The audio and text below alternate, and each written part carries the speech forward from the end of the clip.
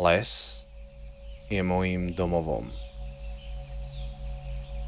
Mám rád vôňu dažďa, keď kvapky zmývajú z listov peľ a dopadajú šeptavo do lístia.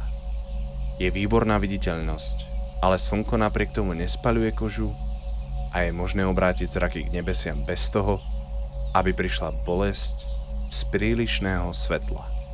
Keď prší, rád výjdem zo svojho domu a len tak stojím na daždi a kvapky obmývajú moje vyrastené telo, ako to robia s korunami stromov.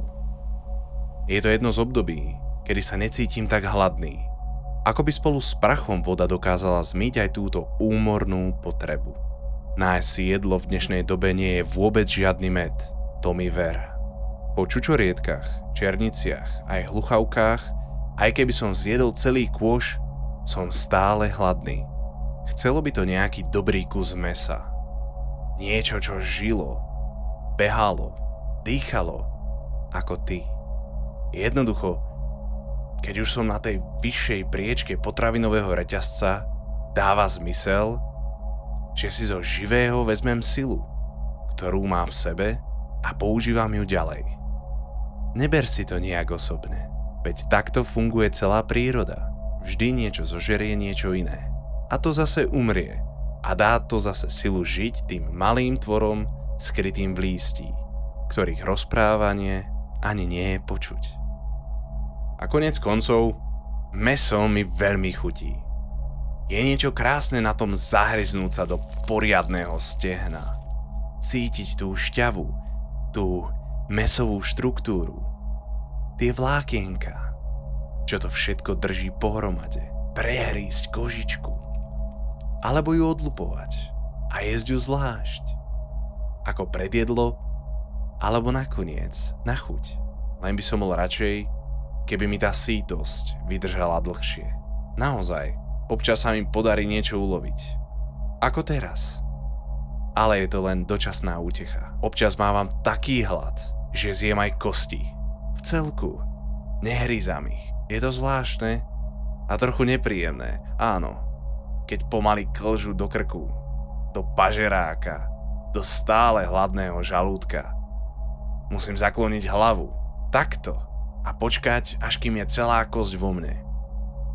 Až mi leží úplne na dne brucha. Až potom môžem dať hlavu zase rovno, alebo sa zhrbiť. Ono by to bolelo, keby sa mi tá kosť niekde bola spriečila. Mám rýchlo tráviace žalúdočné šťavy. Áno, keď už ma hlad donúti zjesť aj tie kosti, tak smutne pozorujem svoje prepadnuté brucho. Vydutiny, čo sa mi na ňom robia. Ako sa ťažko zmestia do môjho žalúdka. Napríklad stehenné. Tie si vždy lámem tu o tento kameň, aby bolo pohodlné ju zjesť a tráviť. Asi nie je úplne dobré, keď som schopný zvonku cez kožu nahmatať to, čo som zjedol. Že nie. Veď vidíš, že mám brucho vyťahané ako vrece. Nepáči sa mi to. Nie je to práve pekné. Zvieratá v lese majú aspoň poriadnu srsť, ktorá by im takú vadu zakryla, aj keď by už bola staršia. A ty máš oblečenie. Ale ja som lisý, bez srsti. Na mne ide všetko vidieť. Všetky rebrá spočítať. Pokojne si to skús. Teda, prepáč mi, ty práve nemôžeš. Na moje stavce by sa mohlo hrať ako na xylofón. Podľa mojich čeľustí by sa dalo rysovať do zošita. A moje ruky a nohy sa skôr podobajú konárom, aké sú vychudnuté a ako dlho vyzerajú moje prsty. No nemám pravdu? A tých narastených nechtov, pokiaľ sa tie moje pazúry ešte po tých rokoch dajú tak nazývať, sa nezbavujem. Dobre sa mi s nimi trhá tá dobrá kožička z mesa. Spím s otvorenými očami, ako by mi vyschli viečka. Zasekli sa. Možno som ich stratil niekde na ceste. Ale keď si ľahnem na spánok, zložím svoje vychudnuté telo na tvrdom podloží, oči sa mi nie a nie zavrieť.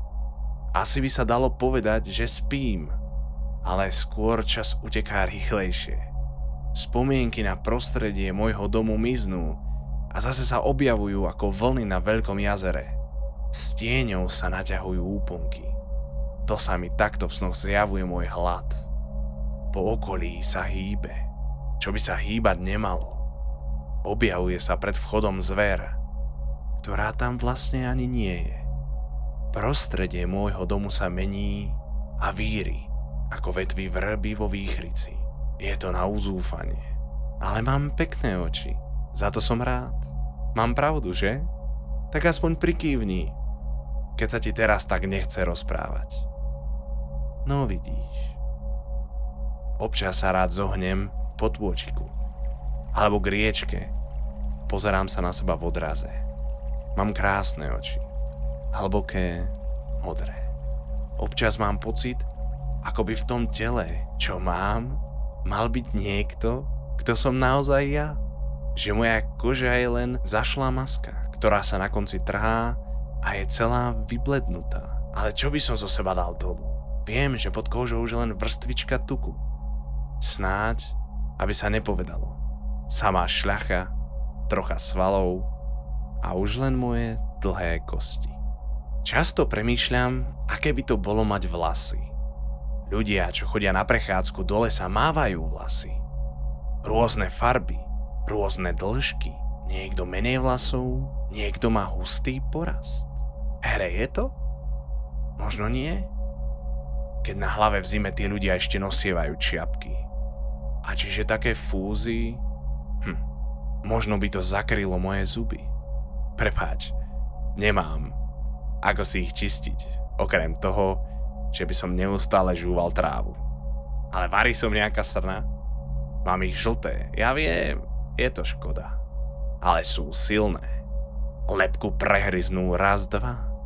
Možno, že keby som mal biele a mal ich bližšie k sebe a možno, keby mi tak netrčali, aj keď mám zatvorenú pusu, tak by sa mi žilo lepšie.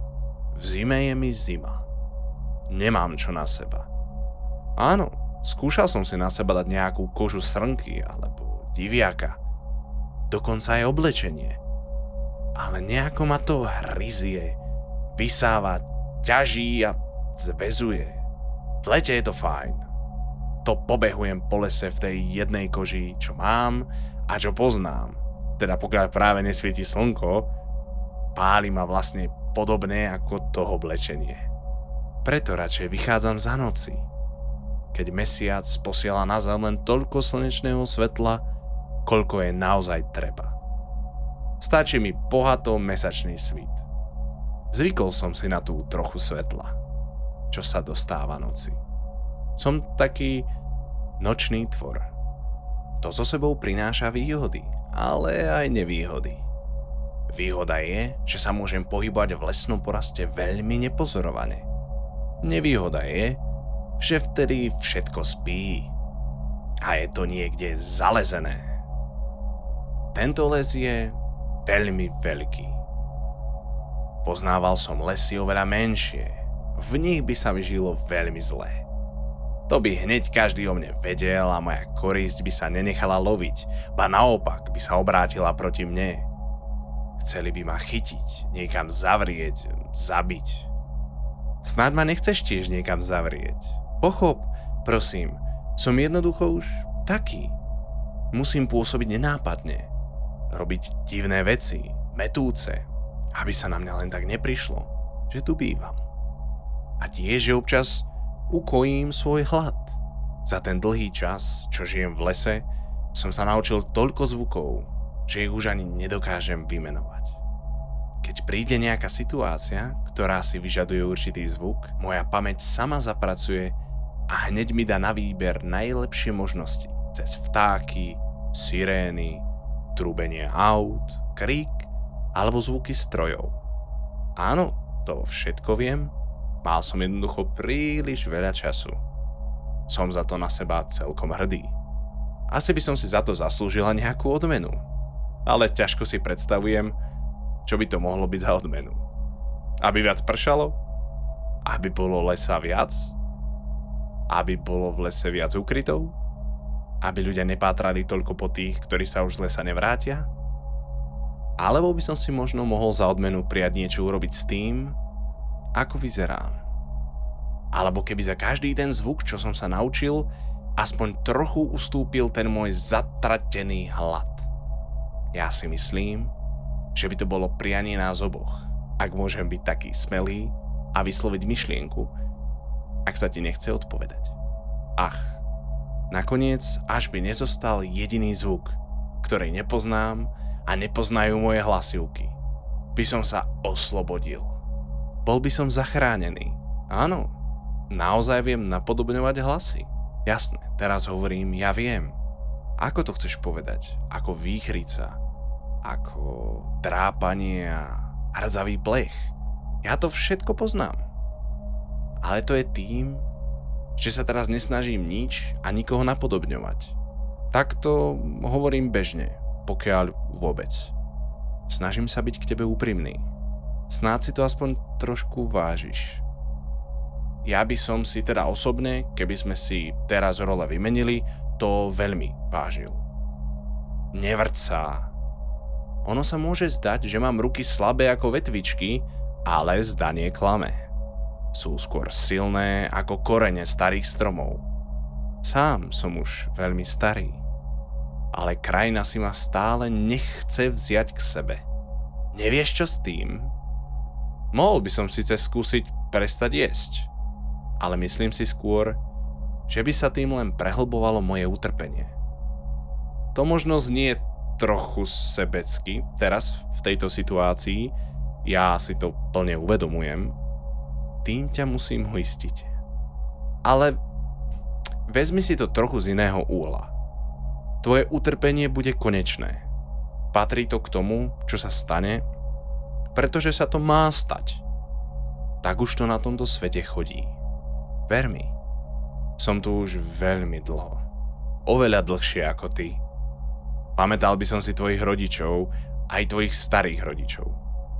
Pamätal by som si aj tvojich praprarodičov a nechcem ďalej pridávať predponu pra, tak poviem, že by som si pamätal tvojich predkov aj v čase, keď sa priezvisko ešte len vyvíjalo. Samozrejme, to nemám ako dokázať. Žiadne písomnosti nevediem, tí, čo sa o mne dozvedeli, väčšinou zvesti o mne ďalej nešíria.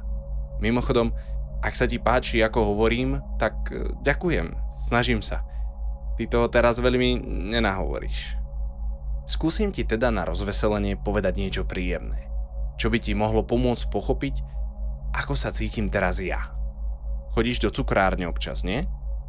Tak, ľudia, čo tam prídu, vidia tie dobroty z jemného sladkého cesta, s polevou, s krémom, s náplňou a predstavujú si, ako by si niečo také kúpili.